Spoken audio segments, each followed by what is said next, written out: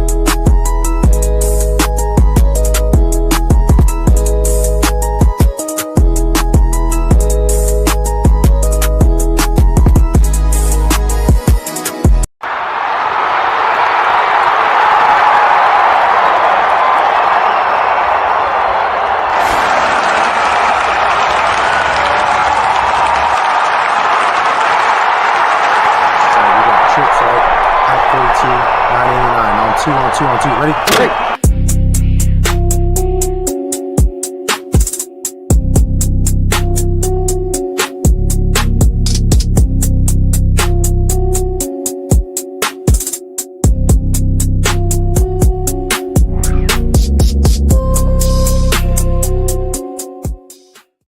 What is going on? Deal, people. What's the deal? What's up? What's up, big boy? What's good? Tariq Woolen's an idiot. This Bull says I love Tariq Woolen, but he's an idiot. So I'm just curious, what the fuck happened, bro? It's 11-point game. The Rams got the ball right now. Uh-oh. I'm gonna get this down. 2:06 left in the third quarter, apparently. And Darnold is balling. All right, I just had to share that shit though. I had to share that shit. Damn. Yeah. All the fucking apps just like changing, bro. Like, what the fuck? I got an iOS update, I think last night. My phone's completely different now. So yeah, the apps are all weird and shit now. Man, I was like, dude, what the fuck? All my information on Facebook. It's like right there. Like, oh, I know him. The book, Like, the book of face. The book of face. So, for real. Let me see. What else? This dude's scrolling his timeline live on the. No, I'm not scrolling, man. I'm just trying to make sure I post it everywhere. I'm trying to make sure I post it everywhere. It's kind of hard to do when you don't have like a long song on the intro. So it's like 2 minutes. So you got a longer song, you'd be like, okay, I just like, okay. Shout out to Cam for loving the video, by the way. Oh yeah, that's me. Yeah, that's me, man. Shit.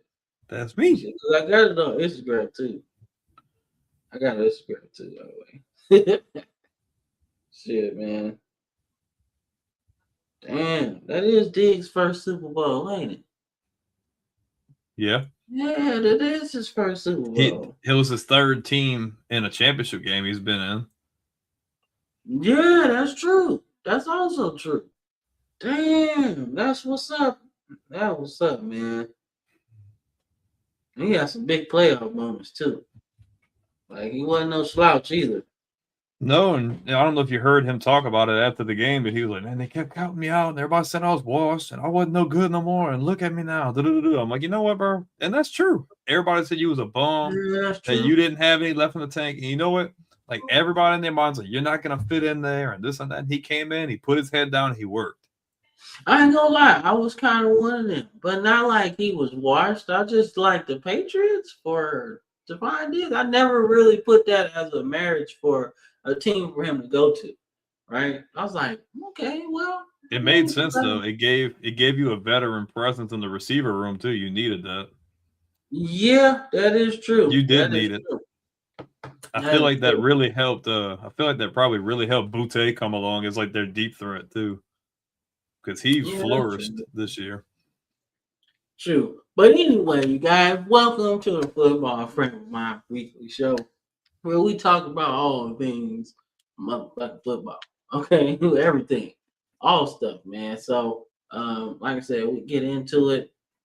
We talk about this stuff, man, like constantly. And we love football here, man. No matter what it is, man. We'll get into some Pee-wee if we really wanted to. Like It's a little bit of a reach. We touch on high school, but Pee-wee might be a little bit of a reach.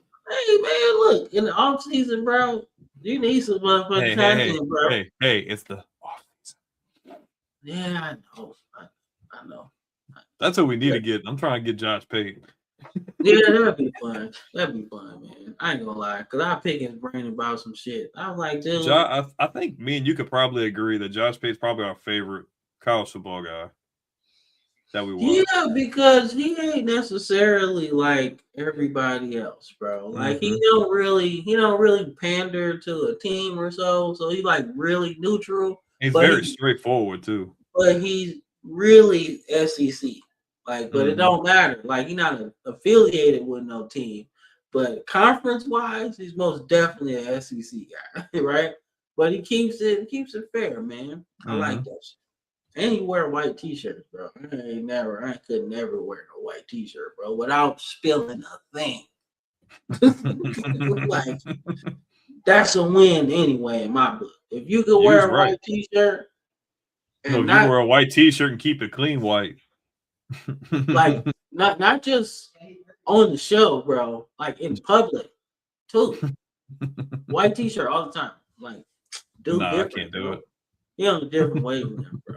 In my opinion. So, but yeah, man. So, like I said, man, we talk about sports here, man. So it's gonna be, I'm not gonna say a quick show, but it'll be a lot quicker than you really used to. So, but I always gotta do that. But I always gotta do a quality check too. So if you're not subscribe. Honestly, this is like from last week. I forgot to change this part. but just subscribe, man. Shit. That's the best time. Come on, man. The Super Bowl's right around the corner. Like, come on, man. Look, you need an option for the off season. Who's going to give you all the best information? Who's going to give you the best content? College football and NFL in the off season. The off season can be boring for some people, but not for us, bro. Nope. You slacking. I don't know, man. You slacking, Cam. Man, I ain't slacking, bro. I'm slacking, bro. Not for real. I just forgot to change it, man. I'm sorry. That's like one of the smallest details of how we create this whole thing. Like, and that's the website I didn't go on. Oops. Out of all of them, I was like, yeah, okay, whatever. But I try to make sure we got the meat of the shit. So, speaking of the meat of the shit, let's talk about this, man. Let's talk about this Ta-da. couch. This shit gonna go by so fast. All right, man. So we gonna do a college football season recap, man. So I guess we'll start off with our teams. You know what I'm saying, how we felt about that part, right? So there's no secret for me, being an Alabama fan. I was happy, but then like I realized the faults in my own team, and it's not necessarily one where you look at, oh well, yeah, I made the playoffs, which was one of the things that I was happy about, right? Because we were so close to making it, and then kind of dropped that game to Oklahoma the year prior, right? Which messed up everything because we had the SEC championship locked up. Well, not locked up, but we would, if we won, we would have been there, right? Mhm. And that's fine, right? Because you wouldn't, because the way the playoffs went the year prior, if you lost in the conference championship game, you weren't going to get punished for it. So we would have still been in the playoff no matter what. So that kind of messed me up. So coming into this season, I was looking for certain things to be different, right? And they were, right? The quarterback was more consistent, right? Which is something we both said, right? We was like, hey, you gotta get the ball to the guy when he can make some moves with it, right? We said that. So consistent there. Defense actually was way better than I actually realized. Like we had players everywhere, we had linebackers everywhere, we had safeties making plays like the Honey Badger row earlier. Like Bray Hubbard was out there snatching the ball away from people, bro. Like the Honey Badger do shit like that. That was crazy work for me, man. So took me back to 2011. For real. But the defense was opportunistic, man. We had some really cool stuff. And we just couldn't run the ball. And that first couple games, you were thinking like, okay, well, we're not running the ball well, and we're gonna be able to do it later. And then later came into like week 8, and we still wasn't doing it. And then later turned into like the SEC title game where we had like 2 weeks off and still couldn't do nothing. And I was like, well, damn. Oops. We can't be creative or anything. We can't like do nothing, bro. So then, of course, you get to the playoffs and then you get exposed, man. Because if you can't run the ball and a team is doing that to you, you end up getting beat pretty bad. And that's what happened, right? So overall, the season for me wasn't necessarily a failure. I thought it was mismanaged at points because you have to be able to, if it's not working with such and such a running back, you gotta switch it up. Switch it up. I get it. You gotta learn pass protection and you gotta learn blocking schemes and things like that as a running back, right? But with a player like we have AK Deer in the backfield, right? And he's such a fast change of pace running back that you need that kind of guy, right? Maybe just a spark, right? He catch a hole, might go 30 something yards, whatever, right? But it's something else that the defense has to account for, right? And that is where I thought it was mismanaged. Yeah, he might not be there, but he's also a young player. So he's going to have opportunities to learn this. And I don't know about you, but I feel like we're old enough to understand that on the job training isn't necessarily a bad thing, right? Sometimes you might drop the forklift on your foot, bro, but you learn better next time. Yeah, but you're usually fired after that. OSHA don't play. You ain't got to deal with OSHA in college football, so there's that. You might drop your forklift on somebody, but you learn not to. You learn not to when do that. when you get served that pink slip, you're gonna learn. Exactly, but you learn not to do that again. It's like a crazy comparison. Oh man. So you telling me that's not on the job training? You could have picked a much more mild comparison. Like you just went to like worst case scenario. Oh, well, you run over somebody with the forklift, but it's okay. Now. What? You know now that a forklift warehouse job is not for you. Yeah, you're right. And you probably will never be certified. But that's all right. That's all right, man. So that's kind of how I felt about the Alabama season, man. It was cool, but we got some work to do, man. Especially at receiver, we gotta find some man beaters, dog. We gotta find some guys that can beat the man coverage, man. It's just an analogy. Oh my god, it's not just an analogy. Nah, but yeah. So, but that's it, man. What you think about your LSU Tigers, man, this season? Well, when I think about that, you think about what the expectation was before everything set, like before anything happened. It was playoff push. It wasn't even just playoffs or bust. It was like deep playoff run or bust because had a really good portal class come in, the number one portal class in the offseason. You come back with a lot of experience, and the guys you got in the portal, like very big playmakers.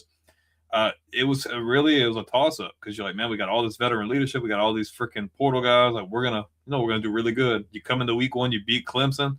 Obviously, that was the asterisk game that everybody was waiting for. You got the win, but as the season starts going on, your assumptions about the defense were good because you knew the defense was gonna be really good. They were even better, top 25 unit, looked really good all year, and the offense got exposed for obvious reasons. The offensive line, when they had good play early on, or when the offensive line was healthy, offensive line was decrepit and hurt pretty much the entire season. Your quarterback got injured early and played majority of the year injured, trying to play through injury and trying to make plays. And then your offensive coordinator is delusional. Your head coach seems to have no control, and he just doesn't have that dog mentality. And you could see that in the product on the field. Like, I've seen some good things. We had probably the number one corner in the country, Montel Delane, killed it. Whit Weeks went healthy, killed it. Harold Perkins, killed it.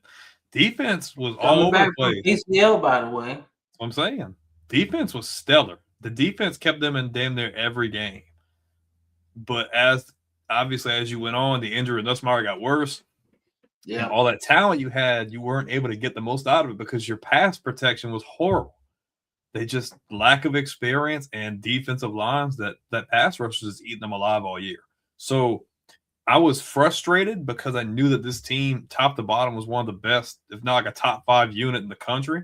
But at the same time, like some people could look like, oh, it's a wasted year, wasted all that talent. But you know what? I'm happy it happened because I knew Brian Kelly wasn't going to be the answer. We talked about it from day one. We both said we don't know how to feel about the fit. This is either going to go really good or really bad. Yeah. And I felt like from jump, I said the culture fit doesn't work. And like most places in the SEC or in the country in general, it doesn't necessarily have to be a culture fit. You can be a good coach and win big. But LSU is one of those only jobs in the country that if you're not a culture fit, it's not going to work. Les Miles, when he came in, culture fit. He bought into the culture. He killed it. He won. Went to 2 national titles. Ed Orgeron, the epitome of a culture fit there. Won a national championship. The ultimate. Greatest season in college football season history. You bring in a guy like Brian Kelly, who's a good coach, but just can't match that mentality and just isn't cut for the SEC. I'm sorry. No disrespect. But that needed to happen for the door to open. Obviously, now you get a guy like Lane Kiffin who's been preparing for this moment for Duke. We've been watching Lane Kiffin for 20 plus years. We remember when he was with the Raiders. Remember when he was at Tennessee, got left on the tarmac. We remember USC. We remember FIU. We remember Alabama. We remember Ole Miss. And now you're put in this scenario where it's like you completely revamped a program at Ole Miss, and now you're going to a place that has better assets, more money, better facilities, better athletes, and you can do exactly what you want to do. And it's showing. The guy is quite possibly the number 1 class in transfer portal history. Got, 3 of the top 5 players in the portal? Number 1 quarterback, number 1 offensive tackle. and number 1 edge rusher. Not to mention all the other talent you got there. You're coming into this year with a lot of hype, and this season may have been bittersweet. It feels like kind of a wasted year, but you keep your defensive coordinator, who's probably going to have a top 10 unit next year. I don't think that's any stretch to think that he will have a top 10 unit next year, because you're bringing back Whit Weeks and you're bringing back some other guys, and you got some really good additions in the portal, especially if we got a few from Ole Miss as well. That and you bring back your 2 stud running backs who might actually be able to run the ball next year, because you secured Jordan Seaton, the number 1 tackle in the portal, which was a huge get. I think the outlook for next year is great. I think this year needed to happen the way it did. It had to. You had to get BK out of there. You had to get Joe Sloan out of there. And now you have your projection over the next 5 years looks really good and a much more positive outlook. So although this season sucked, it sucks for Nussmeier, who's projected to be a top, a freaking first round, second round pick. Now he's going to probably slide in like a day 3 guy and a lot of these other guys, but it pays off for you long run, because now you have a much more positive outlook. You can probably contend every year, and you can actually make the playoffs, because, LSU has been in the playoffs 1 time since the college football playoff era, and it's been 6 years. Damn, sorry, that's right. They only made it once. 1 time. Made it 1 time and ran the table 1 time. So but that's when you have crazy, when you have an expectation, to win titles every year, that season needed to happen so you could make the moves you needed to this year. And I think that sets the tone for you over the next 5-10 years and so on. So I feel good about it. I'm happy. All right. So your last statement is what's wrong with LSU right now. All right. It's not about winning titles every year, bro. It's about being consistent enough to be in the playoffs. You have to be in the playoffs. And sometimes I think that y'all right, that y'all should be playing for titles all the time, right? But now in the expanded playoffs, right, you got an opportunity to get there, right? Because I think a few years of the playoffs, right, y'all was like what, 7th, 8th, 11th, 10th. If you look at the year Daniels won the Heisman, if you had the defense that they had this year with that offense, that team probably wins a national championship. Because nobody could stop them. So that's my thing, right? So that's what I'm hoping that you guys, your LSU constituents, right, that y'all all understand that this is not going to happen as fast as you want. No, I think they just want to be in that conversation. They just want to be in that conversation. Like, they don't want to be pushed out when playoff time comes around. You know what I mean? Yeah, so you have to be in that. Yeah, so that's my whole thing with LSU, right? That comes to mind, right? Just to not understand that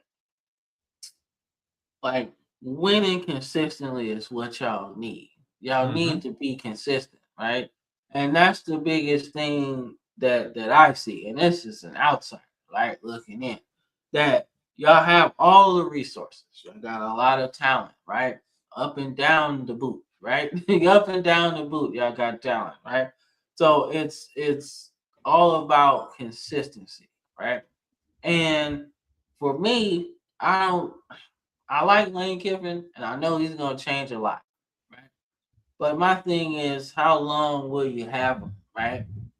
Because if you start winning at LSU, the big dogs start calling, right? Because that's one of those jobs that'll get you to the NFL quick. You know what I'm saying? I don't think that interest is there. I don't know if he got. I'm not gonna say it's out the picture, Cam, but you know what I mean. I feel he's kind of like a bitter taste in his mouth from the NFL, and it just really seems like he's in his bag in college. That's what happens. That's what happens when Al Davis didn't hire you. He was too hired young, you, too. And then wanted to fire you 2 days later, bro. It was a bad situation. He was too young. That was not a good situation for him to be in. So now that's why I feel like if you're him and say you win with LSU, right? 1 national title, even 2, right? the NFL is gonna start calling you, right? Because like you have NFL blood in you, right? Your dad is like one of the greatest defensive minds in NFL history, right? So you got to understand that if you got the defensive side of anything that your dad gave you, you as an offensive genius could really fuck some shit up in the NFL, bro. Like, like that's some really that's some shit that I think about anyway. Like I just think about him being able to like have a fair shot, right? Because he didn't have a fair shot. And like you said, he was young when he did that, right? They're not gonna Mm-hmm. give you the whole keys to the franchise, right? No, and the That's Raiders were how. dysfunctional. They were a dysfunctional mess at that Yeah, time too. So I don't even think Al Davis had the keys at that point. I don't know. Mark, I think he was just it was on cruise control, bro. Mark was like, "Nah, Dad, you ain't driving today."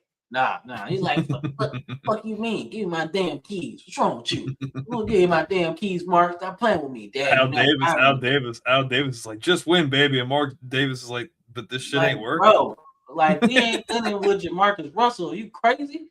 Can't do it with Demarcus Russell on time cable. We about to just lose. That's what we about to do. We about to just lose a whole lot. Hey, I remember watching. So UCLA beating 10 State was a top moment for you. Like I remember being in a restaurant. I think we were at a buffet, and we were like with a bunch of family. We said, "Oh, cool, they got football on," because they never put football on in them places. And I'm looking, I'm like, "Oh, okay." You said Penn State. And I look, I'm like, "Wait, what?" I'm like, "Yo, what the hell is going on, dog?" Like, what about my Ravens? Congratulations on getting Jesse Minter. Yeah, that's about it. But that was a crazy. That was the, and it was just like, bro, like because that wasn't the first loss, correct? Who'd they lose to before it? Didn't they drop one to Oregon? They dropped one to UCLA, and then they lost to Northwestern, correct? And that's the order. That's what got him fired, bro. But UCLA like expedited the process for sure. Nah, like, dude, that was like, because everybody's seen how bad you guys were, and I'm like, yo, what? All right, so I guess another moment, man, that kind of stood out to me, man, was what's the guy, Muster Baker from North Texas when he passed for Master Maker or whatever. Yeah, when he passed for 600 yards, I was like, yo, what is that? You know? No, I think Oregon beat them first, Terry. Yeah, Oregon beat them. Pretty sure Oregon beat them first, and they were like, okay, it's not that big of a deal. It's a good loss. Yeah, and then they dropped on UCLA and like, oh. Yeah, because I want to say Penn State was like ranked second. Yeah, they were high. They were top 5. And then they lost to them. That's why they were 7th when y'all played it. Because after that, they wasn't ranked at all. After they lost to UCLA, it wasn't ranked at all, man. So, you were talking about Master Maker. So yeah, but yeah, when he passed for 600 yards, man, like that was crazy. I was like, yo, what is going on down there in North Texas, man? Which kind of started to put that seed in my mind about like maybe North Texas versus what was that? Memphis or something, or in the American, something like that. It was a matchup that I knew was gonna be like 50 points each. I was like, yo, defense not playing. We playing 7-on-7 today. So that's what I was looking forward to seeing. But nonetheless, that shit didn't work out at all. I was happy to see Texas Tech made the college football playoff, but at the same time, I was pissed off because Jacob Rodriguez didn't get a nod for the Heisman ceremony. Like, I feel like that was kind of disrespectful because I think it was just obvious that he was like the best defensive player, and putting up the stats he was, being the driving force for them making it there, he was the main driving force behind it. I feel like you should have gave him a nod. Everybody knew he wouldn't have won. Like the stuff with Manti Te'o, like you had an idea, like he's supposed to be there, but you knew he wasn't gonna win it. Yeah, man, and shit. Everybody brings up the fake girlfriend shit, but forget how balled out he was, bro. Dude, he was annihilating people, bro. Yo. He was like killing it. And then Bama's like, you end here. Nah, yeah, but I mean, but the But thing I liked about Manti Te'o for real, we going off of the rails a little bit, but we the thing I always do. liked about him the most, man, but he was a smart linebacker, man. Like he was a smart linebacker. What do you say? It's a possible talk to it's I'll tell you about it after. It's like a possible interview situation. I'll tell you about it after. All right, all right, all right. But So, what were you saying about Teo? but yeah, Te'o was a smart linebacker, bro. Like he wasn't like he was a phone booth guy, right? So he ain't necessarily gonna chase you around like Ray Lewis He's just sideline gonna to freaking sideline. knock you the hell out. But he catch you in that hole, you done. And the crazy part about it was he was actually limber enough to play in coverage, right? Man, So but I just think after that fake girlfriend debacle, well, I think a lot of people just kind of forgot he could well, I don't know if you've ever heard him talk, and I don't want to go about this too long, but even he talked about when he made it to the league and he was playing for the Chargers. He's like, it completely killed my confidence. And he's like, I was second guessing everything. And he's like, when you make it to the NFL, you can't second guess when you're playing and second guessing decisions because he's like, you hesitate and you're missing a tackle. You're whiffing here, you're missing this, you're doing that. And he's like, it completely like changed his trajectory. Like, I feel like if that wouldn't have happened, let's just say that's a non-factor, like you probably have a much different NFL career because he was really I feel like I'm not saying he was going to be like a Brian Urlacher or anything, but like he should have had a way more prominent career than what he had. He was really good, you know. Yeah, no, I agree. I think the Alabama game just showed that he wasn't gonna be your typical like sideline to sideline linebacker, Mhm. right? I thought that was the game that showed that. But I Mhm. mean, but if you're just need a big linebacker, bro, like a in a sub package or whatever, let him get Mhm. his feet wet in your system or whatever. Like he could have started, like clearly he could have played, right? And he would have been a first rounder. But I think when you add the fact that the fake girlfriend thing came out, It right? was just bad publicity. Yeah, and he didn't have the best combine either, right? Mm-mm. Which So happened after that, all right? three of those things happened back to back to back. Yeah, so now it's like you don't know what you're getting. So And that now was he turns into like a slam dunk pick into like a risky one, you know? because, dude, you remember that, like, it's not like nowadays when things go viral. Like, this dude's face was plastered. Like, for you get kids that are like younger and y'all don't remember, all over ESPN before it even happened. And everybody's making this big deal, like, oh man, well, his girlfriend's dead and his grandma died, da da da da. And everybody's behind him. And then when everything came out, all that, like, you seen him on ESPN, but Bro. for all the wrong reasons. And Yeah, that dude was completely killed it. Plus, obviously, you said his draft combine and Alabama completely neutralized him. So it killed all of his yeah. momentum.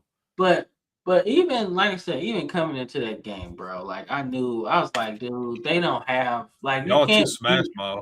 y'all can't beat us with Everett Ghost in quarterback, bro. Like Y'all you're not. athlete for athlete, y'all just were way bigger Yeah, and like I'm like, stronger. you're not gonna beat us with that.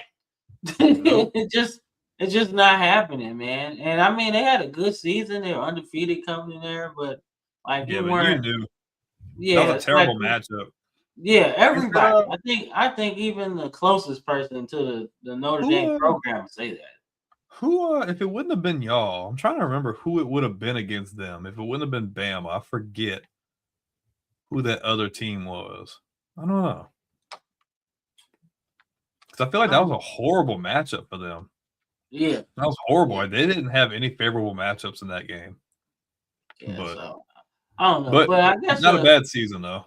no, no, no. But I do think one of the players that stood out for me, man, throughout the playoff run was Ruben Bain, man. I think him and the defensive end from Texas Tech earned a lot of money, man. Like, and the one for Texas Tech, I think really earned the most though, because He's I gonna have a felt like good I feel like he's gonna have a good combine. Yeah, because I felt like Ruben Bain was gonna go top 8 regardless, right? I don't think he's slipping below 8. And if he does, you're getting a steal. Like Mhm. you shopping at Dollar Tree right now. You got a steal. You know what I'm saying? You like, damn, this is here? Oh yeah, I'm good. You got a steal. You got $10 ribs, bro. And you know how ribs be, they be expensive. If you get a $10 rib, you nice. All right. So that's what you're doing. Right. Mhm. So that's what Ruben Bain is. But the guy from Bailey from Texas Tech, I think he gonna have a good combine, bro. He was just earlier in that Oregon game, he was batting balls down, bro, and he was jumping like really high. He gotta have at Mhm. least a 37-inch vert, at Yeah. least. So I think he made a lot of money, and Ruben Bain just solidified him as a top 5 prospect. But I want to Let's see his combine for sure. let's talk about Trinidad Chambliss though. A guy who came from freaking FCS, wasn't even projected to be the starter. Austin Simmons was supposed to be the starter, gets injured, gets plugged into that Ole Miss offense, and completely runs away with it. Like, give him freaking credit. I know he's not going to win that eligibility battle, so I don't know what his NFL outlook looks like. But what a hell of a freaking season, dude. He Yeah, freaking man. killed it. I love his play style. I love that nobody's seen it coming, and he just took college football by storm. I thought he had a really good year, and I But feel like that's like that kind of style of quarterback is the perfect kind of quarterback for what Lane Kiffin likes to do. yeah, but that's why I was telling you that people weren't necessarily people's already kind of cast off Van Buren at quarterback for you guys, right? And I was like, man, if he really wins that job, right? If we go into spring and he's still there, you go into summer and he's still there, and you go into fall camp and he's still there, I'm telling you, if he is exactly what Lane Kiffin is looking for, I'm telling you, dude, like it was something about the way that he came into that game, the game that I watched. And I was like, dude, if Brian Kelly knew what he was doing, he could have just said, okay, Nuts, you're not working right now. Let me just roll with him. And I And mean, he was hurt anyway, so they should have yeah, been kind of and you could see like all of the players kind of just take it up just a little bit. Like, all right, let's just until see he what we started got. until he started playing like cheeks, and I everybody's mean, like, that's okay. fine, bro, but But that's kind of what. but he didn't want to embrace the challenge anyway. He transferred, so Oh, so he's gone. he went to USF. Oh, okay. Yeah, Well, that shit's over with. he Well, wasn't going to start over Sam Levitt anyway. So no, but you get where I was yeah, going. I get where you're going, but he didn't want to. He knew they were going to bring in some other scholarship quarterbacks, and I'm assuming he just didn't want to compete. I don't know, but Yeah, so but at least you got my point. There. no, I Like get it. Me and you are the same person. I understand. Lane Kiffin can win with anybody. You know what I'm saying? Shit, I keep telling y'all the story, man. Blake Sims was a converted cornerback. Then he went to receiver, and then they changed him into a running back. All right. Then Lane Kiffin gets there and like, you know what? I can win with him. He can play quarterback. Led us to the first ever 4-team playoff, bro. Like SEC champion and led us to the playoffs, right? Now, don't get it twisted. We're going against Ohio State, and it didn't look as well as it should. Ooh. Seattle's up by 4 with 3 minutes left. Yeah, and Sorry. it's like 37 or some shit like that. That's what I'm looking at. So I Sorry see it. about that. Yeah, I'm like, I don't know. You gotta punt that shit way other way. Like make Stafford go 99 yards, bro. We gonna have a John Elway situation. He gotta go that far. Mm-hmm. Let's see if you give him any like 70 yards, that's you probably gonna do. But they need a touchdown, not a field goal. So that kind of changes things a little bit. So, But it was yeah. a good season though, man. I think it was as crazy as what we expected. I don't think anybody expected Indiana go on that run. I think we both anticipated they were going to be okay, but I don't think because of how they took that loss to Ohio State last year, I don't think we anticipated them to take that much of a jump. And we both like, okay, Mendoza's okay. He was at Cal. Like, I don't really know what to expect from that, But give them credit. They went on a Cinderella run, and they faced adversity every week, and they did their thing, man. Shout out to Indiana for winning the national title. So, yeah, man, like that was an interesting run, man. But one thing that as we revisit their historic run throughout the history, right? Everybody's gonna realize that they won this championship with a team full of 24 and 25-year-olds, right? So no 5-stars though. no 5 stars, yeah, but you playing with an NFL team almost. Like these dudes could be year 1, 2 starters in the NFL on some teams, right?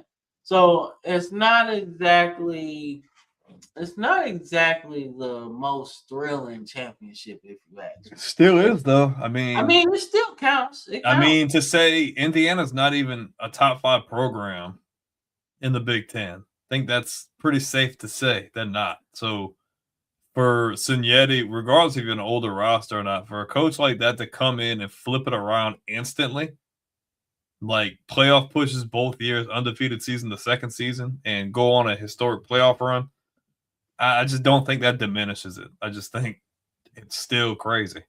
I mean, it's still crazy, but I do think as we revisit it, like when you talk, Maybe after 5-10 years, it'll be a different discussion. But I think they still deserve their flowers, though. Yeah, I do too. Like, I just think when you look at that team, we're gonna look at it a lot different. I will call cap on one thing though. I'm so tired of seeing these top 10 greatest college football teams of all time, and this team is in the same conversation as 2019 LSU or 2020 Bama. Like, need to get pushed down the totem pole a little bit. Because they're not. Here's where we disagree. They not. I'm not looking at player for player, right? That's where a lot of that team is not beating 2020 Bama or 2019 LSU. They're not beating. But that's the thing. A lot of people are looking at it player for player, right? I'm not. I just don't think they can win. Not you specifically. I'm just saying a lot of people are like, oh man, player for player, or they don't stand it. But they're looking at it from a player for player standpoint, right? I'm just looking at it from an overall season standpoint, right? Is this the greatest team ever in the greatest season? No, right? But one thing that people need to realize is that they went through the 12-team playoffs. They did. Undefeated, right? They did. It's something I never thought that would happen, right? They took down the consensus number 1, and that was Ohio State, right? Yeah. And they did a lot of stuff like that, right? And like I said, it's not a conversation that people are going to want to have right now, but I just think they're at least pushing top 5, bro. I think LSU and Bama. I think those LSU and Bama teams go undefeated in those scenarios too. I do too, man. But just like you mentioned, though, this team wasn't really supposed to do that. Yeah, I agree. But I mean, nobody thought that LSU team was going to do that. Joe Burrow had a subpar season the year before. Nobody thought that was going to happen. See, all right, so you can say that nobody thought it. Nobody thought that team was winning a national championship, bro. Nobody was saying that. We can both agree on that. See, I'm not gonna say. I speak for myself, right? I already knew as a Bama fan, our season came down to that LSU game, right? So that's how it always is, though. Yeah, so I already knew that, right? But then you start peeling it back, right? Because you start preparing for that game, right? And this is before y'all even went to Texas and won, right? I was like, all right, they got a stud at receiver. They got a stud on the other side of that receiver, right? You're starting a true freshman at corner, so he's obviously got to be pretty good, right? So I'm like, all right, they already saying he's going to be a top 5 pick as a freshman. So I'm like, well, by the time he's a junior, how the fuck good is he going to be? Right? So I'm like, all right. So then you got the quarterback, right? But as I was watching Joe Burrow, right, I was like, dude, just like, he's different. I don't know what it is, but he's different. You can't get to him because his release is too fast, right? He's tall. Then he's deceptively fast as a runner. I was like, how the fuck are we gonna stop this team? Like, what the fuck is that? Like, yo, I'm like, dude, our quarterback is like Tua at the time. So I was like, okay, Tua's good, but Tua ain't got that quick a release. Like, this shit is crazy, right? So I knew that would take y'all far. What I didn't think is that y'all would just blow people out like that. Like, yo, like nobody. Like, oh, Arkansas.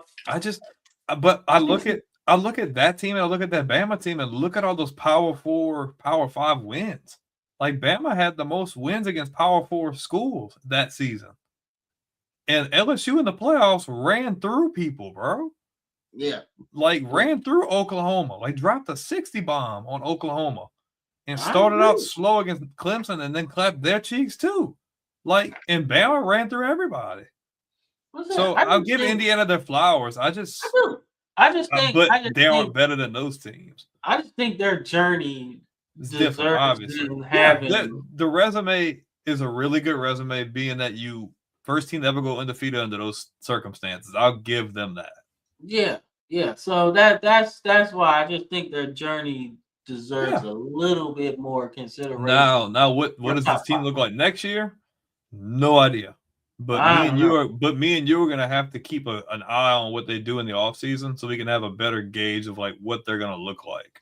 Because I don't think they're gonna be as good as they were. But like before this year, like last year, and I don't want to go on too much longer, but like last year they had Curtis Work at quarterback.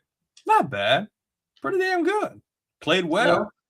And they got points in the mouth last year. And I'm like, man, like, how are they going to answer back to that? Because, like, we both said, okay, they did okay in recruiting.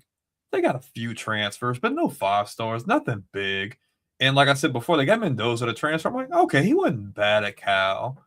Like, are they gonna go back to the playoffs? And I don't think me or you even put them in the playoffs at all. I think we're just like, man, I just don't know how they answer back after getting boat raced like that. Yeah, but I will say though, like I don't think we picked them to be in the playoffs. But I think we both agreed. I think we both said they were going to be good. Was an upgrade to Work. Yeah, I think we both agreed on that. Even though we didn't have a whole lot of tape on him, it's like okay, his stats weren't bad. He didn't look too bad in what film I watched. So. And you Cal. You got to be smart, bro. Next season, it's going to be something. Next season's going to be crazy. Yeah, so I don't like. And Bama's got Keelan Russell, so that's gonna be fun. Man. Honestly, bro, like we could talk about Keelan Russell, but the big dude, Austin Mack, that he like 6'6". You seen bro from Auburn transfer to Ole Miss? Who, Deuce Knight?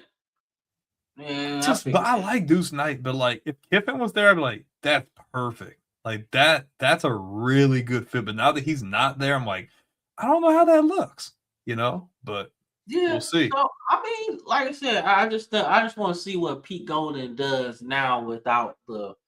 Who's his offensive coordinator going to be for one? Like, that's the biggest question because if you bring in a guy who can really spread it out, then I think you'll be good. But it really hinges on who they got calling their plays because he's not calling the plays. And if I was him, I would just be defensive coordinator myself. Well, that's what I'm saying. Let him. He can call the defense, and you just get a seasoned guy in there that can call your plays on offense. Yep, I would just be my own defensive coordinator, bro. Kind of like Andy Reid and with the Philadelphia Eagles back in the day. He's like, I don't need no offensive coordinator. I can do this shit, and he did that shit, right? So that's what it was, bro. And I think he should do that at Ole Miss because he's gonna have right now. This is still Lane Kiffin's team, right? He still put all that ingredients in there, right? So he's gonna have to find guys that really fit his mold. Mm-hmm. Yeah, so it should be interesting. I mean, because the only knock on Pete Golden throughout the Alabama thing was that he's like a mad scientist. If you ever heard him talk, right? He talks about defense in like overcomplicate, Jimmy Neutron type of fucking feel, right? Like, come on, guys, this is like You got cover 3. You got to take 2 steps back. You got to do this, and then you got to hit them right here. But you got to keep your hands right here, and then we're gonna blitz over here. But then you have a responsibility to get out of that blitz. And it's like, yo, okay, I get it. You smart as hell, right? But we playing a football game. We don't need all that information right now. Just tell me A, B, Where to and go? C. Yeah, bro. I don't need the exponent, bro. I don't need that. I just need A plus B plus C. I don't need it. So that's my thing, right? So I think the biggest thing, and we can move on after, the biggest thing the SEC needs to answer back next year. Because the Big Ten's on a three-peat. You know, Georgia, the last SEC team to win a national championship, feel like they have elevated themselves into like this pedestal with us. But it's like they're here and we're kind of like slipping off the pedestal, like a 1 foot on, 1 foot off. So it's like next year, if you slip off again, like I think you've kind of like everybody knows the SEC is the best, but like when it matters the most is winning when it counts, you know? So 3 straight years and you're not even winning, like there has to be something to be said for that, you know? So we'll see. Well, I'll tell you this, man. All right. So here's my thing, right? Every Big Ten champion so far within this three-peat has either cheated, bought their team, or Mickey Mouse run, or a Cinderella run, right? Yeah, Mickey Mouse. Yeah, so they like literally, bro. So I don't really put no stake in it, bro. Because if you really think about it, right? If the SEC start buying, like, let's see, LSU, Alabama, Georgia, and we'll throw Georgia in there, right? If all 3 of those schools, right, start buying players like Ohio State did, they'll never lose. Never lose, right? So it's like you want to take a integrity approach to it, and I'm just like, fuck all that, bro. We gotta win. Yeah, I'm like, yo, all right, you know, you got your cap on money you could use, man. Let's take it back old school, man. Let's get ourselves the money, man. The one you don't see, you know, like that's what it is. That's what it's gonna take now, because the Big Ten done open that shit up now, right, to the point where, oh, we just gonna buy us a team, right? Not everybody can't do that, so you gotta sit there and do it the normal way, but I just think that's what you got to do if you're an SEC. You got to spend some money, man. Can't be cheap. Like, look, high school players are cool, and you know that's how you build up your depth, right? But as far as your starters are concerned, that might have to be the transfer portal, bro. Because if you're looking at Kurt Cignetti's run, y'all ain't got no excuse. You got no excuse now. Nobody has an excuse. Yeah, it's like, yo, he just did this. Remember that scene from Iron Man, bro? She's talking, can they buy me a team too? I mean, shit. I don't know how much teams is going for now, though. Like back in the day, what? I think the Cowboys sold for like 100,000. No, that was like, wasn't that the Bears? Like, remember that chart I showed on the channel, like probably like a year ago that had like, I think the Bears sold for like $100 or something like that. I'm like, yo, like what? Like, yo, what? I got that right now. Like, yeah, I got that right now. Yo, I'll pay for that shit right now, bro. I'll give you extra. I'll double that. I'll double down, bro. Yeah, I'll give you $101 for the team, bro. Like, that's crazy right now, bro. The Lakers just sold for $10 billion, bro. It's a lot different, though. I mean, you got to think, though, and I know we need to move on, but like in the NFL, for instance, 60, 70 years ago, that wasn't even their main hustle, bro. You playing from August to February, and guess what? You go and freaking fix leaky sinks and be a plumber right after. So it's like, yo, I never forget your first Heisman winner, man. Dude was a dentist. Billy Cannon? Yeah, dude was a dentist in the penitentiary, bro. Dude, Billy Cannon was the truth, bro. Yo, you'll never tell me nothing about no Billy Cannon, bro. I'm sorry. Like, that's my dog. I don't even like LSU like that. But that is my dude, man. If they buy me when I hire y'all as coaches, I'm going to the Super Bowl. Oh, yeah, he can run the defense. Yeah, dog. I run the offense. We running exactly what Coach Lewis said, man. We gonna have a morph defense, bro. We gonna go from a 3-4 to a 3-5 to a 4-2-5, bro. We gonna have all kinds of shit, man. We done. We gonna win all the time, man. But I guess what was your best moment of the year, man? We just finished on that. I say best moment. I just say the playoffs as a whole, man. The playoffs were really good. Like for the most part, like outside of Tulane getting boat raced in the first round, which there was obviously a lot of controversy about the group of fives. I thought the playoffs were really good. They were really entertaining. They kind of kept you on the edge of your seat from start to finish. I feel like you just didn't know what to expect. Like I said last week, I picked against Indiana every week. I said, there's no way. Like, there's no way. And I watched them do it. I watched them go the whole way. Nobody thought Miami was going to freaking make the playoffs. Miami makes the playoffs. Nobody thought Miami was going to freaking go on the run that they did, but they did. Everybody thought Oregon this was their year, but they didn't. Like, that's what college football is supposed to be. It has to keep you on the edge of your seat. You know what I mean? There are things that we need to fix, you know, and it's not expanding next year to 16 teams or anything, so it's cool. But, like, obviously there's little things we need to tweak and fix here and there. But, like, for the most part, like, the playoffs were great. I thought it was fun. I thought it was entertaining. It just kept you waiting to see what was going to happen. Yeah, I agree. I thought that was the thing. The playoffs was really cool, man. But I thought I say the brother team just lost. Just lost. Because I heard him in the living room. God damn, man, fuck. So Seattle wants. We'll touch on it shortly, but they want revenge. So yeah, most definitely, man. Sorry, with the train's got to end. Sorry. Yeah, man. We'll see. What were you saying?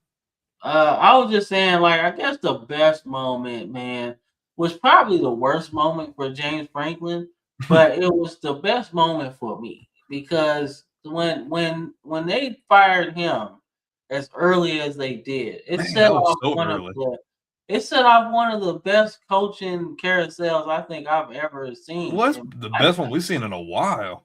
Yeah, so that was kind of the best thing for me. Because I was looking at it as like, damn. So if they fire him after doing this, they fire everybody, dog. It's a lot of people that ain't gonna have a job come BK. season, you know. So I was like, damn. So how many people gonna fire them? So for us, that was the best moment because we had content all year. So sure. I thought that was the best moment, not just because James Franklin got fired. No, but like it was like dynasty mode. Yeah, like you seen James Franklin got fired, and it's like, well, BK's not untouchable. They fired him, big buyout. Yeah. Then you notice everybody, Napier's getting fired. This guy's getting fired, and then it's like, okay, well, the firings have stopped, and it's like, okay, well, who's gonna fill the spots? Shit, Hugh Freeze at Auburn. Hugh Freeze got fired, and you're like, okay, well, then you got the LSU saga. Who's gonna go there? And it's like, well, LSU got to hire a person. Oh, Pete Golden's the whole Well, who's going to Michigan? And it's like Michigan struck out on everybody, you know. Oh shit! I think my dad, my little brother's dad called him, so now he talking shit. Because he's a Niners fan, so now he talking shit like, haha, y'all at home with us. All right, that's pretty cool. But all right, man, let's get I think we get into the NFL after. Yep.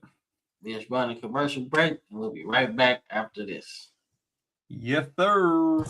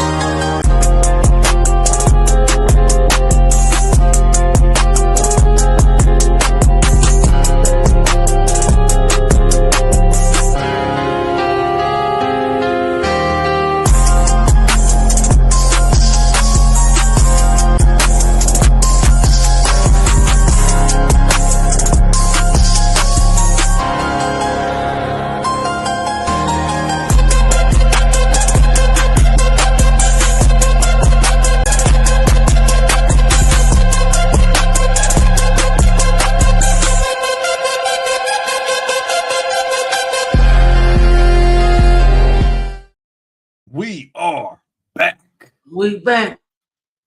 We back. We back. We back. What's funny, man? What's funny? Must have been laughing about the Rams. Oh yeah, that motherfucker laughing. He's so mad, bro. Like what the fuck? Oh, What are you doing? oh, it's fucking stupid. That was me doing the Alabama game, bro. What the fuck are we doing? That's fucking dumb. Turned out to be a really good game. Huh? Turned out to be a really good game. This is gonna be a hell of a Super Bowl. We're gonna get into it. Yeah, be all right, man. All right, man. Let's talk about the Snow Bowl, man. All right, so everybody knows the Broncos they was rough in this game, bro. They had a quarterback, but their defense came to play, bro. Singleton had 12 tackles, man. That was balling. That's balling. But the run game is really what did the Broncos in, man. Like I said, Harvey's cool, man, but you need another guy. You can't do it by yourself because the Patriots had two guys, Stevenson and Henderson. So Yep. they had two guys, man, and that's just math, dog. Like if you get 50 from Stevenson or 71 from Stevenson and you get like 30 from fucking Henderson, you're gonna win. That's like 100 yards right there. That's a couple of 3rd and 2s, man. That's a couple of 2nd and 4s that you done converted, right? So that just helps your cause, man. And that gets you to the point where you win a game 10-7, right? Because you need those. That's a game of inches, right? People say that all the time, right? And that's what it is. And that's what it turned out to be, man. Those 3rd and those, like I said, literally 2 more 3rd down conversions than Denver had, right? So imagine if they would have got those few, right? That game changes, right? Especially as the weather started to get worse, right? So, like I said, the Broncos were kind of fighting an uphill battle nonetheless, but the elements made this game really cool. It made it closer than probably it would have been had it been somewhere else, right? Or it been nicer weather, just cold, no snow or whatever. So the elements really gave them a shot in a game which they probably didn't have a shot in anyway, right? But I say all that to say that the Patriots, man, they played a good game. They played exactly the game that they were supposed to play, right? They knew the elements were going to be bad. I'm pretty sure they knew that. But I was really glad to see that they didn't get away from the running game, right? And try to pass the ball to try to get the game over with fast and give them more time than they did. I really appreciate the fact that, hey, we're not going to pass the ball that much. We're going to run the ball and play field position, right? And I appreciate the Broncos for doing that same thing. Like, yo, our quarterback sucks. We have to play the field position game, right? And hopefully we can get it close enough to where we can maybe make a field goal or two, maybe run the ball a little bit, get a touchdown here or whatever. But I'm excited about the Super Bowl, man. I'm excited. So this game, I don't know. This game was crazy in the sense that Denver stalls out their first drive. Not to mention the Patriots stalled out like their first 4 or 5 drives, punts. Let's just get that out there. Denver on their second drive, they're starting to move the ball and they get to like the 35 and it's like a 3rd and long. And Stidham launches a freaking like a 54-yarder, bro. Gets them in field position and score a touchdown. All the momentum's going their way. New England can't pass protect. Drake May takes 3 or 4 sacks. Man, they are just doing horrible pass protection. Denver gets the ball and they fumble it.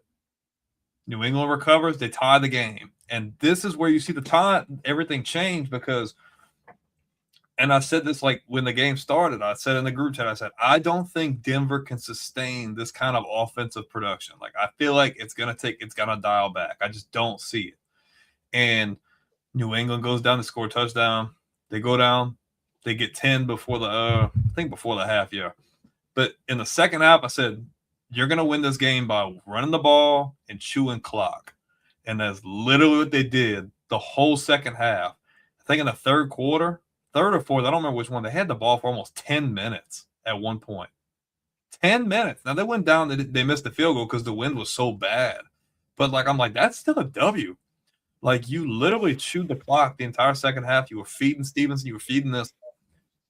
New England showed resiliency in the fact that they got punched in the mouth early and they didn't fold. They said, okay, like, we're going to get our time. We're just going to keep playing our brand of football and it's going to work out. Drake May wins the game by only having 86 yards passing. But when the game was on the line at the end, when it mattered most, you have a 3-point lead, it's third down. Everybody's like, well, New England has ran the ball, so I expect they're going to hand the ball off and they're going to play it safe. Well, he drops back to throw. He rolls out and runs for a first down when that was not – because they were all over him the entire game. Runs for a first down. They seal the deal. The difference maker was who adjusted and who made the right adjustments. And New England made the adjustments, man. The defense came to play. They shut down the run game, and the offense played smart ball. They didn't turn the ball over. They ran the ball. They chewed clock. They made good decisions. Denver had a really good team, and I think Bo Nix playing would have made a difference. But at the same time, like, I think but people think that it's a shoe-in that they would have won. I don't necessarily think so, but like, I feel like you had to tailor your offense to be simple because Stidham's played in the system like 3 years anyway, but at the same time, it's like, especially within a 5-minute interval, the freaking snow came. Like, it was clear almost the whole through 3 quarters, and all of a sudden, with like 5 minutes left, it just started freaking coming down. So Denver had a really good season, but I give the Patriots credit for the fact that they didn't stay knocked down. And when they seen the opportunity, they made the most of it. They controlled time of possession. They didn't turn the ball over. They converted on 4th down, and they did what they had to do, man. So, hell yeah. I agree with you, man. I think the Patriots just played the way that they used to play, right? You just do what you got to do to win, right? I mean, the weather's bad. You probably don't want to pass that much, so we got to run. You know, and that pick at the end killed Denver too. Horrible, because it was like, dude, man, it wasn't even a good throw. It was a horrible throw. Yeah, I was like, dude, that's terrible, man. Terrible. So I was like, but that's why I said, man, when you spend big money on a quarterback, you should probably spend half of that on your backup because you never know how your season's gonna go. Injuries happen, right? So you at least want to have capable backup, right? I mean, that's kind of where I was back in the day. Back in the day, you really had 2 legit backups, man. Well, yeah. Look at New Orleans when they won the Super Bowl. They had Brees as a starter, and you had an older Mark Brunell. He wasn't great, but he had been there before. He had experience, and he was serviceable in knowing you're not going to make those stupid mistakes because he's been under the spotlight before. He can do that. It's the same thing with Brady. Brady had good backups. Like, that's how you succeed. Brady was so good that when his backups played, man, he actually got them jobs. Like, Matt Castle was a starting quarterback in the NFL. Matt Castle brought the Patriots to the Super Bowl, not the Super Bowl, to the freaking playoffs when Brady tore his ACL, 11-5. Then you look at Brady gets suspended for the stupid Deflategate stuff. Garoppolo comes in, they start out the year like 5-0. Like, Jacoby Brissett plays okay. Now he's been a journeyman everywhere. Yeah, did y'all have Hoyer? Yeah, got Hoyer paid too. Ryan Mallett was good too. Yeah, so I was like, damn, bro. So yeah, so like that's what I'm saying. Your backup should be able to at least steady the ship, right? And if you walk into this playoff game, which is not just a playoff game, this is the AFC Championship game, right? You can't just walk into this game with Jarrett Stidham and think you're gonna win. It's just not gonna work. I'm sorry, man. It's not gonna work, man. So, like, shout out to the Patriots, bro. They did their thing, man. But Super yeah, Bowl I mean, like I said, they going to the Super Bowl, and that's really 12th appearance, most out of any team ever. Yeah, that shit crazy. That meme I put up, or that graphic that went crazy on YouTube, right? How they switched the Super Bowl champions into losers, right? The Patriots still got 5. Like, you still got 5 either way. We tied for the most with the Steelers. So we win this year, then we'd have 7. Yeah, Steelers should have 7. I don't know how they lost to the Packers, bro. That was so nasty. That in that Eagles game, Brady probably had his best Super Bowl performance. The Eagles just wanted it. Like they just were opportunistic. Like we probably should have won that game, but I'm not the maddest that we lost. Like that was a really good game. You know what I mean? But yeah, and the Eagles crushed Carson Wentz spirit, bro. He couldn't pass the Nick Foles statue out front of the stadium, bro. He's like Fairly Odd Parents. What's crazy about that is he was playing like an MVP before he went down. Yeah. And never found it again. After that injury, done. Yep. Shit. It didn't catapult Nick Foles either. Well, Nick Foles got paid quite a few times after, so it is what it is. Yeah, I guess so. So I guess that works out too. But he definitely didn't do shit. Catapulted into a payday. Yeah, and he's a Philly legend. He's a Philly legend, bro. Forever. And if they love you in Philly, they love you forever. So, like I said, Ever. And you don't even have to be a winner in Philly. They just like fucking dudes that play hard. Like AI didn't win no championship. You know what I'm saying? AI didn't win no championship. Jaworski, when he was a quarterback, Vic didn't win none. Yeah, you know McNabb. what I'm saying? Yeah, they don't like McNabb like that. Maybe not so much anymore. But they kind of did him dirty too, though. Yeah, they don't like it. All right, so this photo was taken right after halftime. So just for people watching, if you didn't watch the game, the Seahawks will be in the Super Bowl along with the Patriots. So rematch Super Bowl 49. Yep, Super Bowl 49, right? So it should be fun, man. So I guess, give your early expectations of the game. We ain't got to go super deep. Yeah, so for anybody listening or watching, next week will be the more breakdown. This is kind of just a quick overview. Seattle's in a real groove right now. I think they are the clear-cut favorite, at least in my opinion. I think I'm okay to say that. If I were to give my perspective, for the Patriots to win this game, I think the biggest thing you need is, one, you need a jump in offensive production. I think you need May to have a really good game. I think you need Drake May to throw for 250 to 300 yards, 2-3 touchdowns. And you need that defense. I think they can stop the run. I think we've proven that we're a really good run defense. I just think you need to get pressure on Darnold and cause him to turn the ball over, because one thing that he has not done this year is turn the ball over a lot. Like, Darnold's been very efficient, not putting the ball on the ground, not giving the ball to the other team. He's been able to just put his team in good positions to win.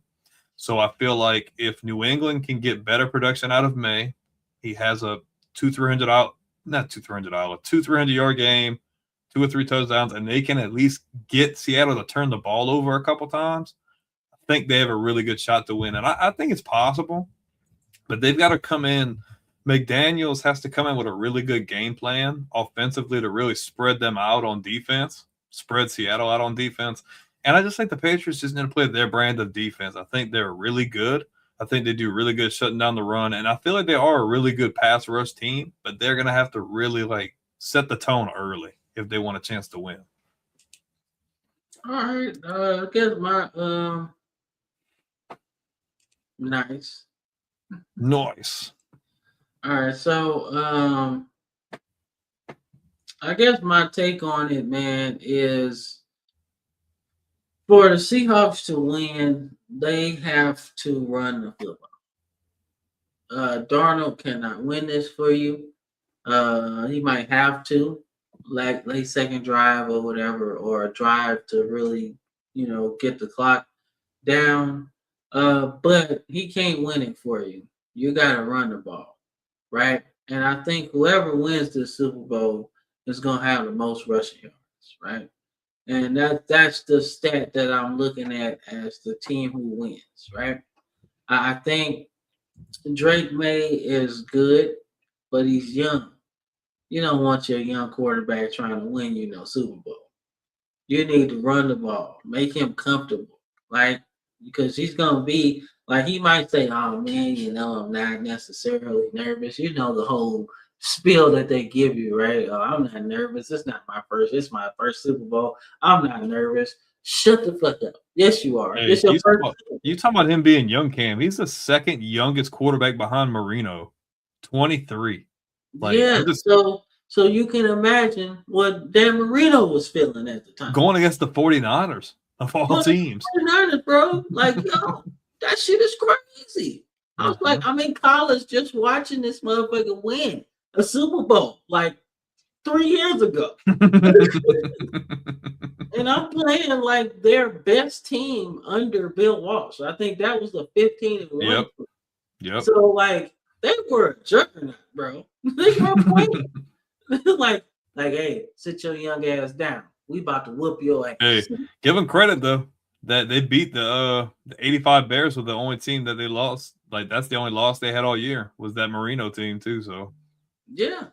So so like I said, that that's a tough thing. So I just he's gonna be nervous in this game, right? And I'm sure Tom Brady was too, his first time, right? Darnold's gonna be the same. So the team that wins the Super Bowl is the team that gets their quarterback the more comfortable. That's the word. Like this, you gotta run the ball, and the team that runs the ball the best. And it might not be yard totals, but yards per carry is what I'm looking at too. You gotta get comfortable. You can't expect May or Darnold to be trying to pass on the 3rd and 7th in the Super Bowl because every possession is important. So I'm thinking running the ball is gonna be cool, right? And I don't know. I gotta look at the teams side by side, right, to really get into who I think would win. But like I said, I'm excited. This is gonna be it's a fun. good game. It's a good matchup. Yeah. I think the matchup that I was looking forward to seeing the most though, since we in the Super Bowl talk now, I think the matchup I was looking forward to, I was looking for kind of 2 Cinderella teams in there. Like I wanted either the Bills to get in there with the Niners. Like I just wanted a Cinderella Super Bowl, right? Like I hate because we always get the David versus Goliath. We always get that, right? But what about 2 Davids? Was that 2 Davids sleeping out? Or 2 Goliaths? Yeah, we don't never really get that. We don't never really get it. One of those big teams ends up kind of stumbling. I mean, well, I think we've gotten that in the Super Bowl before though, because when the Saints went to the Super Bowl, the Colts were the number 1 seed and the Saints were the 1 seed. Yeah, I mean we had it kind of last year because Eagles the and Chiefs and the Eagles number 1 apiece. I know the Eagles had the 1 seed. I don't know if I would assume the Chiefs had the 1 seed, but they weren't. Yeah, the Chiefs were like 15-2, bro. Yeah, they was good. I mean, they cheated, but they were good. But it didn't show in the Super Bowl though. Yeah, they cheated their way to that Super Bowl, but everybody knew they was trying to get the 3-peat, man. But like I said, I felt like last year that would have been cool to see a 3-peat because I ain't never seen it before. But now that's a storyline going into the offseason and future is like, how much time does Andy Reid have left there? And like, what if Mahomes never gets back? Like, what if we get all the way to the end and Mahomes never gets back? Like, where does he fall in those conversations? Like peak for peak, he's probably got the craziest peak out of anybody. But like, for instance, like if Reid retires after next year, for instance, what the fuck? Like, who's to say they make it back? You just don't know because the NFL is ever changing. One move that people aren't paying attention to is they brought back Eric Bieniemy. Yeah, I agree with that, but that team has a lot of issues though. Even if you bring him back, they got a lot of holes, bro. They got a lot of issues. That's a big deal. Right? You're not gonna you got so much talent on there right now, right? That is young, right? It's young talent, right? You still got Worthy, right? Like if you really wanted to run it back like you did before, right? Worthy is like your Tyreek Hill in a sense, right? That's the piece you move around to attack the defense, right? You got Kareem Hunt at the time, right? But you got some really good running backs on the team right now. You got a pretty interchangeable defense right now. And I think if you can take Mahomes having to save the day all the time and really just make him more comfortable again. Because I feel like under Eric Bieniemy, that's exactly what it was. That's why it worked so well. Like he was always comfortable. They had more weapons too, though. I mean, you could say that, but it's easier. It's easier to do that when you're put in positions to not have to really save the day. Though. Yeah, but I mean, he had Kelsey, but he had Tyreek Hill, which was a complete game changer. Yeah, Like that's a big deal. They don't have agree. that, and they don't have a running game either. And they, like I said, and that's what I'm saying. Like once you take Tyreek Hill away, which is okay, whatever, right? That's a big deal. I mean, it's a big deal, but you also got the trigger man, right? Like if you had Tyreek Hill and you had Kelsey, but you didn't have 15, right? You don't really have a good team, right? But I feel like when you take Eric Bieniemy away and he calls these plays to get you in the right situation, right? I just think after that, it just became hero ball for him. It makes me think of, so I'm going to play to your point, and I'm not going to play to your point. Let's look at Dan Marino in Miami, okay? When they had Shula as the coach, and they pretty much let Dan run the offense. Like he pretty much called all their plays. That's why he was throwing the ball so damn much. Because he was picking those plays. He was running the offense. But when you notice, like for instance, it's kind of playing to your point, but like when Jimmy Johnson came in, for instance, Jimmy Johnson's like, okay, well, we're not gonna run that the same way. And they obviously changed their whole philosophy and stuff on offense. Then you seen kind of like a regression of sorts. So I mean, it could be one of two ways. Like him coming back could be really good and could kind of like open them back up like that, or they have more issues at hand and it might not make as much of a difference, if that makes sense. Yeah, so I just think it just brings, like I said, you obviously ain't gonna get Tyreek Hill back, but I do think that, I mean, actually, they probably could. Yeah, he could, but coming off that injury, I don't think he's gonna be the same like speed demon he was, you know. But I do think if you're gonna run it back, you need somebody like Xavier Worthy to really do that. Right, and I don't think they had an Xavier Worthy though, because it's as fast as Tyreek Hill was, he was more of a mismatch than an actual deep threat. You know, you feel what I'm saying? Because you could just line him up in a slot and a linebacker cover him. He gonna be fast anyway, and if you put a corner on him, he's still gonna be faster than him anyway, or a safety or whatever, right? So he was just a mismatch. But I really, truly feel like Xavier Worthy is like your Mike Wallace, like a true deep threat, Deshaun Jackson type, right? No matter what it is, you know what I'm saying? Because even though Tyreek Hill was fast, I don't consider him the best route runner, right?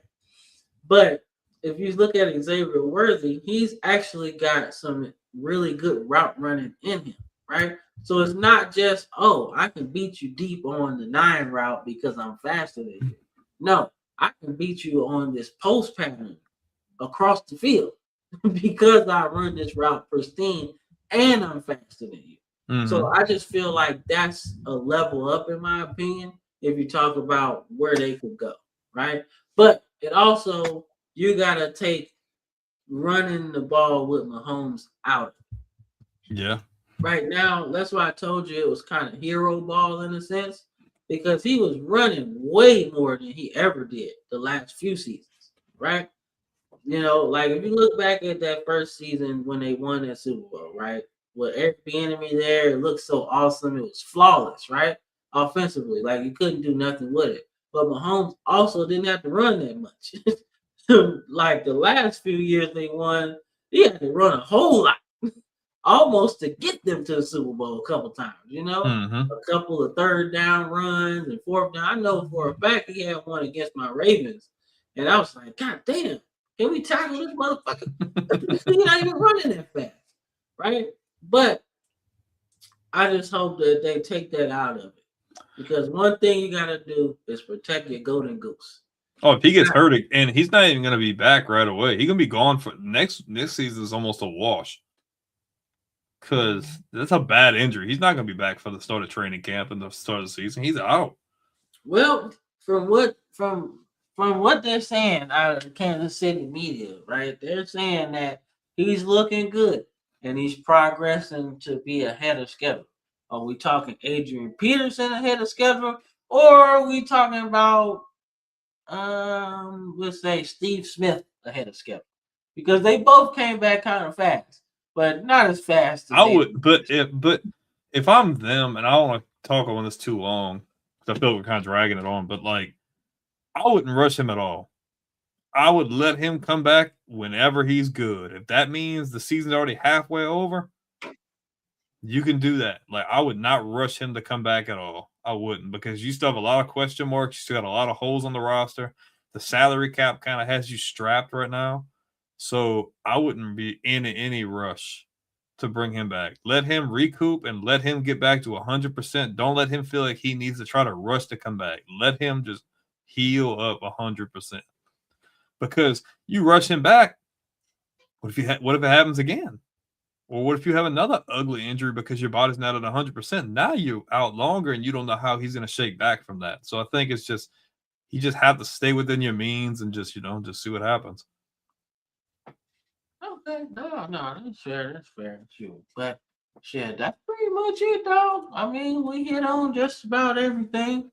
It's a good day. We hit on we hit on some stuff, man. We got some good content out here, man. So like I said, we pausing on the albums right now, so we in kind of a dry season right now in terms of like what's coming out. But we got a new album coming out February 11th though, so we're gonna keep plugging that as we get closer.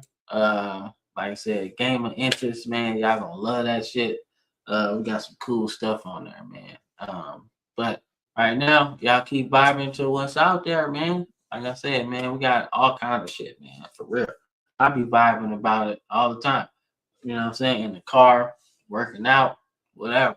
I just be vibing to it. So that's what I do, man. Like I said, one of my favorite content creators said, man, if I don't like my shit, how can I expect y'all to?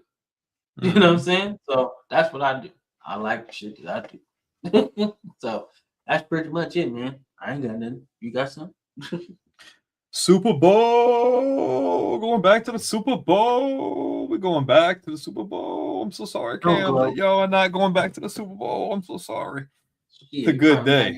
It's a good day. I feel really good. But if you guys are interested in watching the Super Bowl and you guys want a watch party and you guys want to have a live show, we will be live just like last year for the Super Bowl 60. We will be live for the entire game once again. It was crazy last time. It was fun last time. We're going to do it this year again. We do the same thing every year. We do a live Super Bowl show. We do a live NFL draft show. So if you guys are interested, make sure when you're watching the Super Bowl, if you want someone to watch it along with, we'll be here watching it live with you guys the entire time, bro. It's going to be crazy. It's going to be fun. Cam's going to be cheering for the Patriots. It's going to be so nice. Who said that? Who said that? He's like, who lied to you? But in all seriousness, though, who I'm picking. In all seriousness, come check it out with us. Come hang out with us. We love interacting with you guys in the comments. If you watch a lot of other content creators, they just kind of let the comments string along and they never talk to you guys. We love conversating with you guys. So Super Bowl 60, 2 weeks from tonight. Check us out, live Super Bowl show. And if you do like this kind of content, NFL and college football content, make sure to like the video. Really helps with the algorithm. Comment and subscribe. YouTube is killing it right now. We're over 37,000 subscribers, on the road to 50,000 before the end of 2026. Can't get there without you guys. And we want to hit 200 million lifetime views before the end of the year. We're at 130 something, I forget. Trying to hit 200 million before the end of the year. You guys are getting so awesome for that. So if you do like college football and NFL content, make sure to make us your number one spot, because a lot of people, we cover stuff every single day. So the off season, it's fair game. We do all kinds of fun stuff there too. So like, follow, subscribe as well. If it's not just YouTube, man, you can check us out on Facebook. Check us out on TikTok. Check us out on Instagram. If you like our live game streams or like our side series and stuff like that, check us out on Twitch. As well as if you're more of an audio listener, you want to check us out, maybe not live Sunday, but you want to listen to us in the gym or while you're going to work, check us out on Spotify, Apple, and Amazon too. Or if you are like a YouTube premium member, you can always lock your phone up, listen to us on the go. For real, man. So, like I said, we're gonna be good, man. We're gonna be good. So we're gonna get on this thing. So, it's gonna be fun, man. So, but we will check y'all out next Sunday, man, as we do our Super Bowl breakdown. And we might do something for college football. I don't know. We really want to save the college football breakdown, like our deep coaching breakdown, as far as where they went, where it makes sense, what doesn't make sense. We really want to save that for our off-season content. So we'll probably just do something for college, but for the big show, this is really just our Super Bowl breakdown. So it might just be that. We don't really know. So we'll see. We'll see, man. But nonetheless, Cameron, that's Brandon, Football Frame of Mind weekly show, and we'll catch y'all on the next one. Peace. Peace.